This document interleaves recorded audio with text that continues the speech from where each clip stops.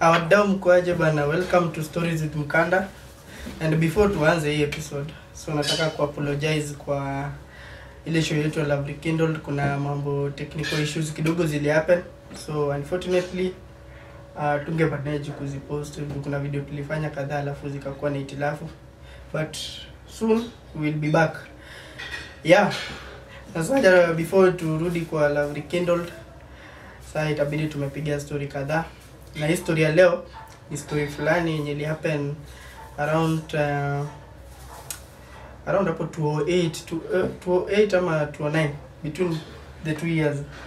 So ni story yangu, si story ya mtu, so hizi kwa ajaba. So 208 to 9 I was around 7 years. So tuko ile mtaa yetu tulikuwa mimi nilizaliwa South Sea. So tulikuwa sasa tukakaa South Sea, tukakaa then tukashift to South B. South B base fulani inaitwa Fuatanyayo. Sasa si tumemaintain hapo, mimi niko hapo nje, mimi nacheza bano, nilikuwa nimeachwa na madhe, alafu mzee alikuwa job. And then this time ilikuwa ni time ya easy holiday, like tumefunga mid term hapo. I can't recall when ilikuwa mid term ama long holiday. But since brother wangu alikuwa atoka ushago, I guess ilikuwa long holiday. So niko hapo nje nacheza bano, kidogo simu ya madhe inalia. Simu ya madhe kilia, nikasikia tu akiongea alafu akasema sasa hivi mko kabana. Sawa, acha nitokea.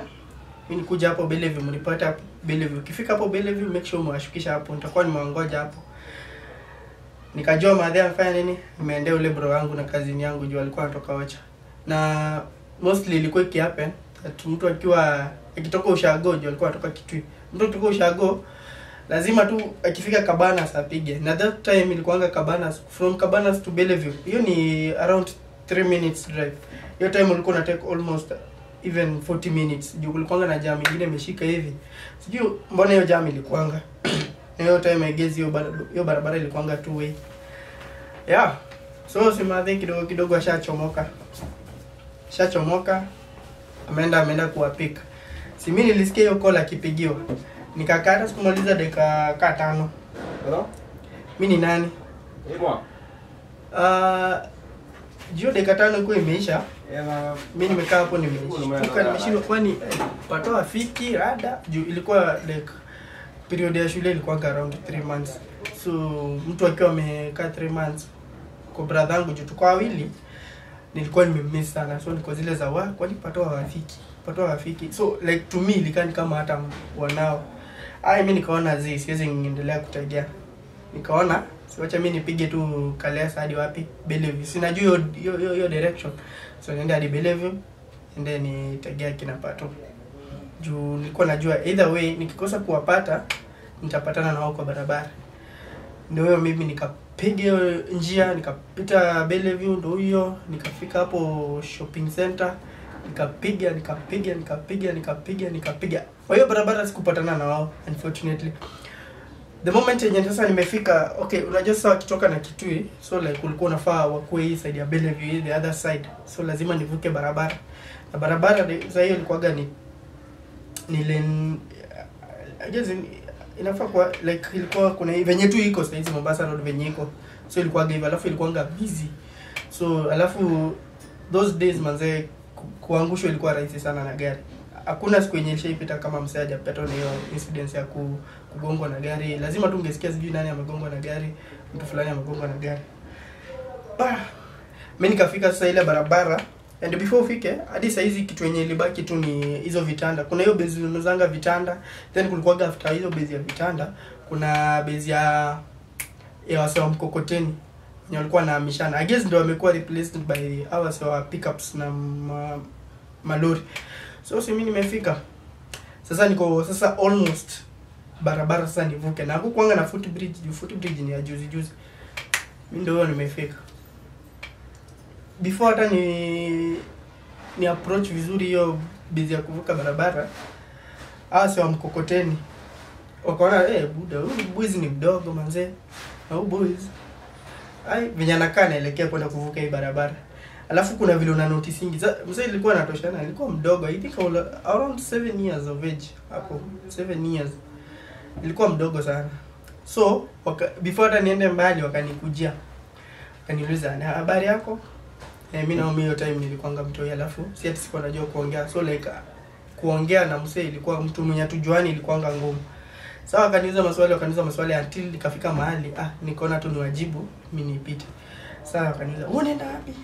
Nikamwambia Munyao na Katile. So they couldn't understand. So Munyao na Katile, Munyao is my brother and Katile is my cousin. So hawakuwa wanaelewa what I'm trying to kusema.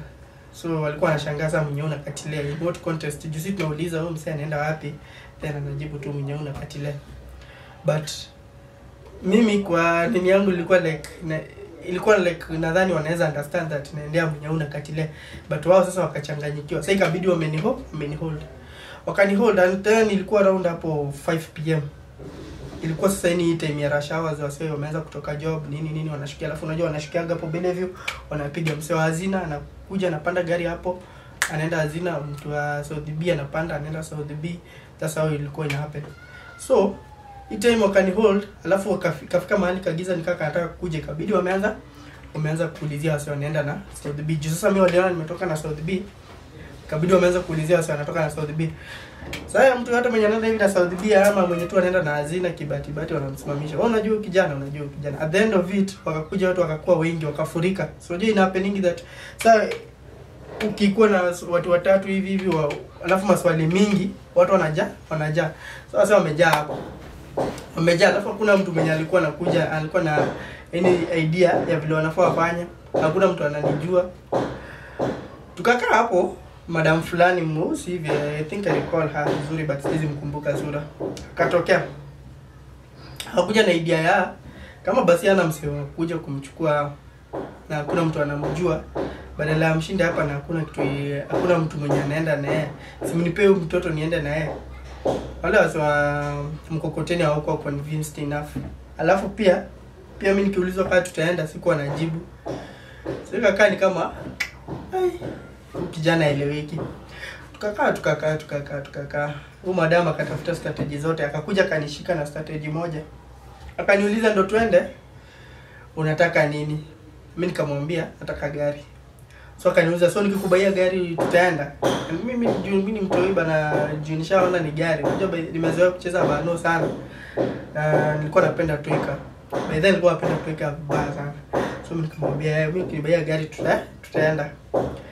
Sasa ikafika mahali kakuwa sasa yenyewe open living sana, nafaa niende na umadhe na watu wa mkokoteni. Sasa wameanza kuwa na maswali mingi like sasa mbona uende na yeye juu sasa nataka gari nini. Alafu pia watu hapa kando ikakaa ni kama bado hawako convinced. Ndio hiyo time ndio ile time yenye kulikuwa na makesi mingi ya wasee sio kukatana sijui ulimi nini. So hakuna vile wangekubali hii story hivyo rahisi. Basi sasa imefika mahali kagiza kamepiga, sasa imefika hapo 6:30 around tukielekea 7. So kagiza kametandika mbaya sana. Sasa ilikuwa imefika mahali like wao kikosa, otherwise itabidi tu mimi nimeenda na umadhe juu hakuna otherwise, hakuna mtu ananijua, hakuna mtu yeyote mwenye anasema hata anajua place asheniona. Kabidi sasa ikae ni kama sasa mimi nafaa niende na umadhe na tukagiza nako kametandika. Sijui kama inaweza kuwa ni luck, sijui kama nilikuwa ningeenda na madam, sijui kama ingehappen ningekuwa ina good luck kama nini, but nakwambia I'd say for this ilikuwa tu luck juu sasa madam fulani mwingine akatokea, alikuwa hata anaenda hazina. Madam si hata alikuwa amekuja kwa crew. Ni ile tu unapitanga alafu kitu inakwambia na by the nini watu wamesimamisha unarudi. So ile madam amepita alafu akarudi. Akasikia sasa ile conversation yao madam akisema nenda kumbia gari sijui nini twende na yeye.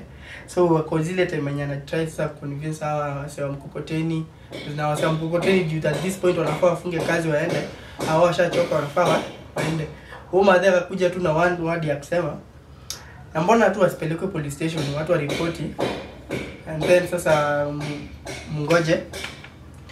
mngoje wazazi wakianza kumtafuta sasa mpeane badala ya kwenda na yeye juu sasa obvious wazazi watamtafuta, usi mtoto mwenye tu ati amepotea hivyo.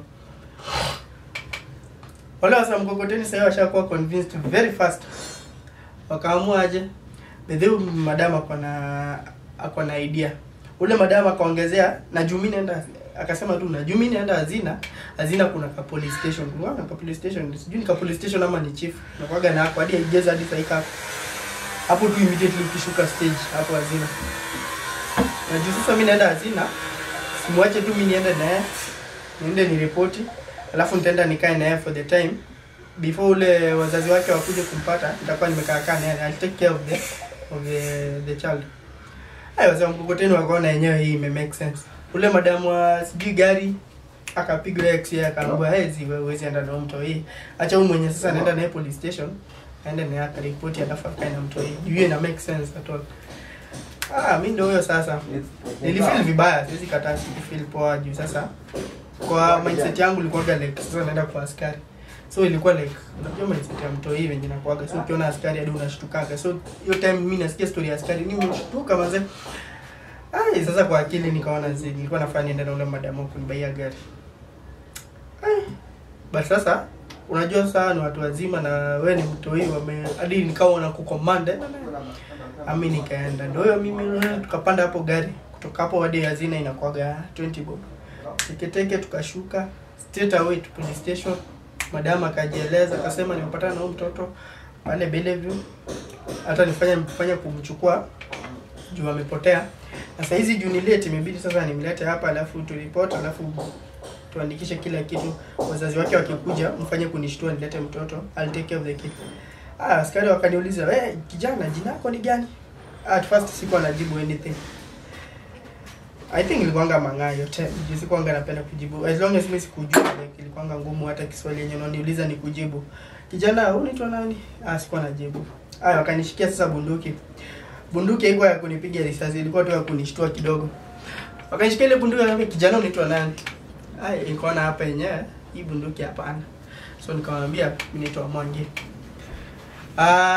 Inakaa tu weird nikisema naitwa Mwangi. By then nilikuwa naitwa Peter Mwangi, sikuwa naitwa Emmanuel. So nikasema naitwa Mwangi. Niza mamako anaitwa nani? Sikusema jina ya mama, nilisema mama Mwangi. Babako anaitwa nani? Baba Mwangi. Tunataka jina ya babako na jina ya mamako. Mimi nikamwambia baba Mwangi na mama Mwangi. Wakaona sasa acha wa record hiyo juu sasa mimi yenyewe hiyo ndio nimejibu na kadi gasta kuongea. Immediately wakaandikisha kila kitu.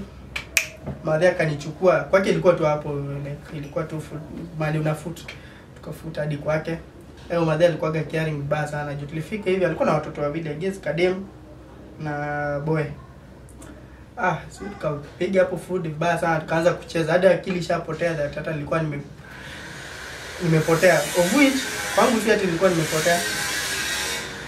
Ilikuwa that nimepotea. Ilikuwa ni ati hasa wako walikuwa ni misunderstand juu wangeniambia turudi hadi home tungerudi vizuri. Sasa nishasahau story. Mimi nimecheza mpaka saa 3 hivi hadi nimedoze. Asubuhi ule madhe ananiamsha. Ananiambia twende police station. Kumbe ule madhe amepigiwa simu ameambiwa kuna mzee yako hapa. Anasema that alikuwa amepoteza mtoto jana. Na sasa maskari walikuwa na hiyo information. Akasema sasa ana information yenye amepeana iko so clear inaenda kufanana na yeye tulitoa jana na mtori. So unaweza kuja na yeye. Ilikuwa around 6. Kaenda. Tunafika hivi kwa gate manze naona huko mbali. Naona ni mzae design aliniona manze aliruka vibaya sana. Alichangamka msi. Like you can tell that person was so happy. Like alikuwa like maybe sasa uko like kitu tulishaluza alafu fortunately unaona manze alifurahia vibaya sana. Kuja kani hug mbio tukaenda.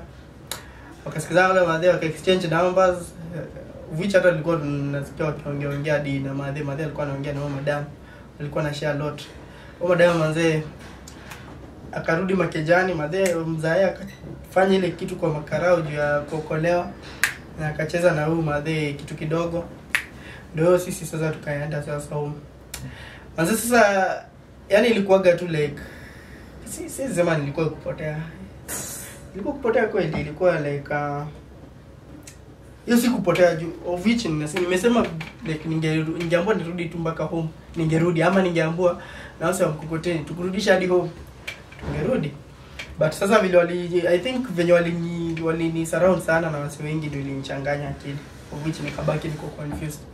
Yeah, and that's how nili manage kurudi kwa familia bana, familia yangu. So at this point najiulizanga kama ningeenda na yule madamu wa Kagari manze, ningekuwa maybe sijairudi hadi kwa wazazi, ama maybe hata ningepotea nikipoteanga, maybe ningekuwa mkidi wake, labda hakuwa na watu wengi, ama hata maybe angefanya ile kitu yenye watu walikuwa wanafikiria hiyo time, kumwana ulimi. Yeah, and to this day me will thank God it really happened, but nirudi home. Yeah, and that's the end of our first episode. Yeah, there's a lot to come. The next episode next week. Bado niko na story mingi za kuwapea. Yeah. Adios muchachos. Peace.